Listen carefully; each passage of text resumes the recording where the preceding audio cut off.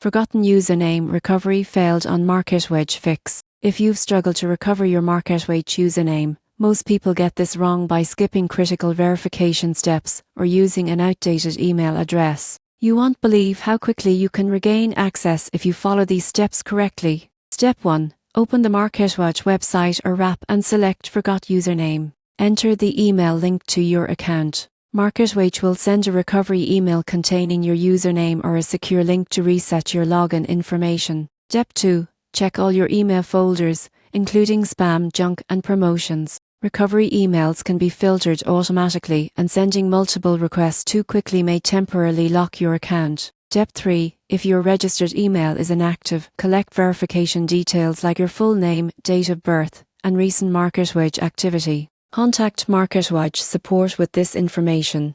Including details about recent subscriptions or linked accounts can speed up verification and restore access efficiently. Step 4. Once your username is recovered, save it securely in a password manager. Activating two-factor authentication adds an extra layer of protection and helps prevent future login issues. By carefully following these steps, you can regain access to your MarketWatch account quickly and securely, ensuring your market research and financial tracking remain uninterrupted.